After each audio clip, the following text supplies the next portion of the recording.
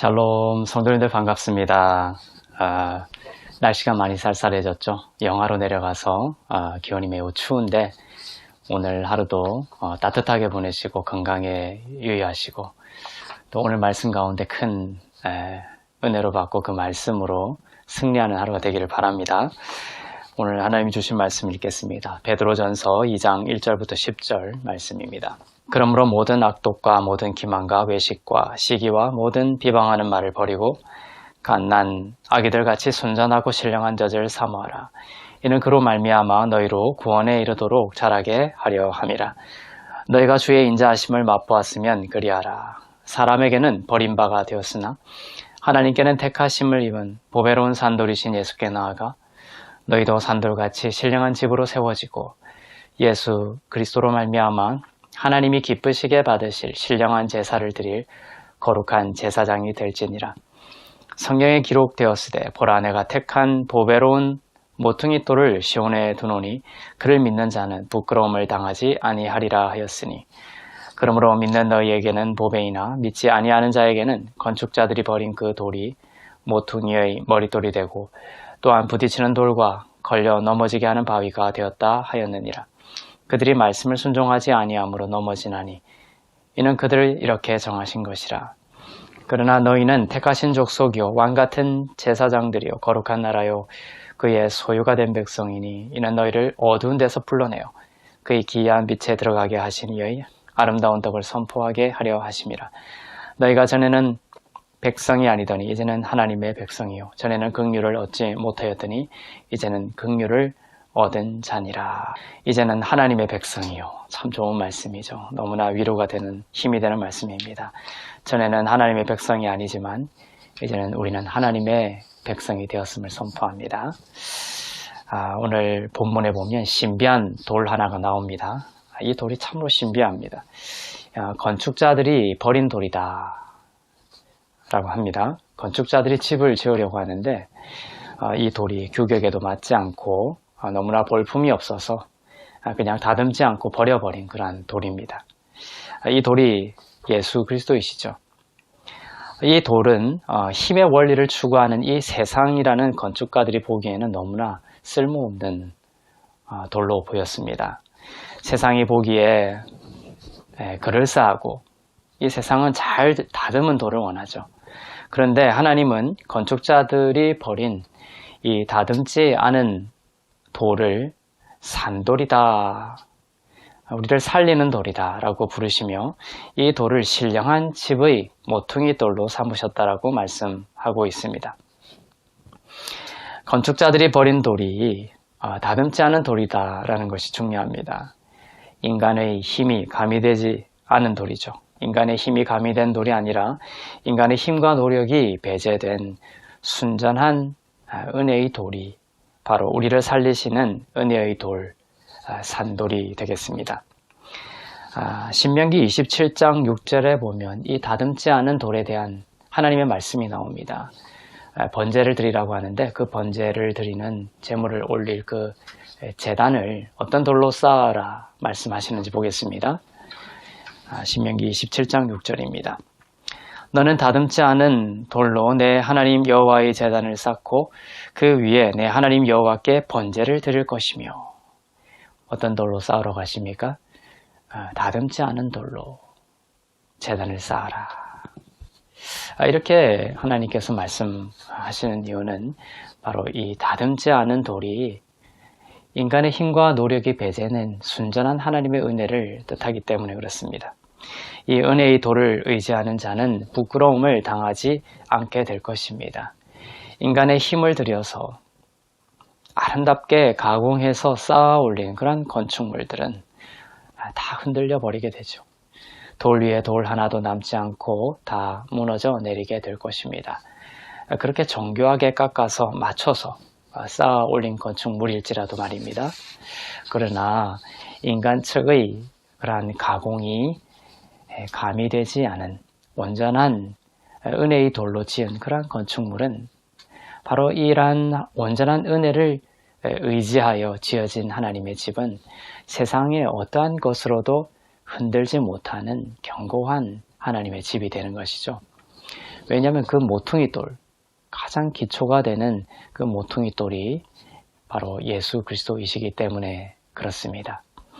이 돌이 신비한 이유는 구원을 위해 이 돌에 접근하는 자가 있다면은 이 돌을 대할 때 두 가지 측면을 경험하게 된다는 것이죠.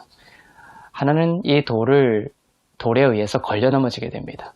두 번째는 이 돌을 인하여 살아나게 되는 것이에요. 이 두 가지 측면을 경험하게 됩니다. 먼저는 내 의를 가지고 이 돌에 접근할 때 그러한 자들은 이 돌에 의해서 걸려 넘어지게 돼요. 내 자신의 의를 의지하면서 이 돌에 접근했다가 이 돌에 부딪혀서 걸려 넘어지게 됩니다. 8절에 나와 있는 돌의 속성이죠. 율법을 의지하는 자가 예수 그리스도께 나아오게 되면은 누가복음에 나오는 그 부자관은처럼 이 돌에 부딪히고 걸려 넘어지게 됩니다. 이 부자관은이 예수님께 나올 때 어떻게 했습니까? 다듬은 돌인 것처럼 행세했죠. 나는 어릴 때부터 10계명을 다 지키고 모든 계명을 다 지켰습니다. 그러한 태도로 예수님께 나아갔던 것입니다. 나의 의를 자랑하며 나갔던 것이죠. 그러한 자가 예수님께 나아갈 때는 예수님이 어떤 역할을 하게 되냐면 걸려 넘어지게 되는, 그 사람을 걸려 넘어지게 하는 역할을 하게 되는 것입니다. 이처럼 돌에 걸려 넘어지는 이러한 현상이 나쁜 것만이 아닌 이유는 온전히 은혜의 돌에 의지할 수밖에 없는 인생임을 발견하게 해주는 기능이 있기 때문에 그렇습니다. 나로서는 안 되는구나 하는 것을 깨닫고 무엇을 사모하게 됩니까? 순전하고 신령한 산돌에게로 나아가게 되는, 순전하고 산돌인 예수 그리스도께로 나의 삶을 전환하게 되는 계기가 되는 것이죠. 이 모퉁이 돌은 그래서 인간의 힘이 가공되지 않은 은혜의 돌이라고 했습니다. 이 돌에게로 가까이 가는 자가 바로 순전하고 신령한 젖을 사모하는 자입니다. 순전하고 신령한 젖을 사모하라. 오늘 본문에 말씀하고 있죠. 그것은 바로 산돌이신 은혜의 돌에게로 가까이 가는 것, 바로 그것을 뜻합니다. 율법은 순전하고 신령한 젖이 아닙니다. 여기서 신령하니다 라는 표현이 있죠. spiritual. 이것은 영적인 젖이다 이런 뜻이죠. 영적인 젖은 은혜로운 젖을 말합니다. 순전한 은혜를 사모하는 것이 바로 순전하고 신령한 젖을 사모한다라는 뜻입니다. 은혜는 자격 없는 자를 어떻게 만듭니까? 예수님 때문에 왕같은 제사장으로 거듭나게 합니다. 그것이 은혜죠. 인간의 어떠함 때문이 아니라 바로 예수 그리스도께서 버린 돌처럼 버려지시고 하나님께 택하심을 입어 부활에 이르심으로 말미암아 그를 믿는 모든 자들이 그들도 역시 버려진 돌이었지만 예수 그리스도로 말미암아 왕같은 제사장이 되는 것입니다. 복음은 왕같은 제사장이 되기 위하여 노력하는 것이 복음이 아닙니다. 버려진 돌이었지만 예수님 때문에 왕같은 제사장이 되었음을 믿는 것, 그것이 바로 복음입니다. 예수의 은혜로 인해서 왕같은 제사장이 되었음을 깨닫고 또 믿게 되면 경험적인 측면에서 바로 왕같은 제사장의 삶이 사라지게 되는 것이죠. 악독과 기만과 시기 등을 버리라고 오늘 말씀하고 있습니다. 그런데 어떻게 이것을 이뤄냅니까? 어떻게 악독과 시기와 기만 등을 버릴 수가 있습니까? 그 능력은 바로 우리 죽을 자가 예수의 오직 은혜로 왕같은 제사장이 되었다라는 그런 정체성에 대한, 새로운 정체성에 대한, 거듭난 자로서의 정체성에 대한 믿음으로부터 그러한 능력이 나타나게 되는 것입니다. 악독과 시기와 기만, 이러한 것들을 버리려고 우리가 인간적으로 노력하면 노력할수록 더 되지 않습니다. 예수의 은혜로 이제는 하나님의 백성이요 긍휼을 입은 자가 되었음을 믿으면 바로 그러한 바른 정체성과 바른 주님에 대한 바른 그 사랑에 대한 믿음 때문에 믿는 자들은 바로 모든 악독과 시기와 또한 기만, 이러한 것들을 버릴 수 있는 새로운 힘이 생기는 것이고 또한 하나님의 집으로 지어져 갈 수 있는 것입니다. 성경은 예수님의 은혜를 나타내는 그 돌을 이야기할 때 바로 이 다듬지 않은 돌, 다듬은 돌이 아니라 이 다듬지 않은 돌을 가장 아름다운 돌로 염두에 두고 기록해 나가고 있는 것이죠. 오직 은혜로 왕 같은 제사장이 되게 하신 그 은혜의 돌이기 때문에 그렇습니다.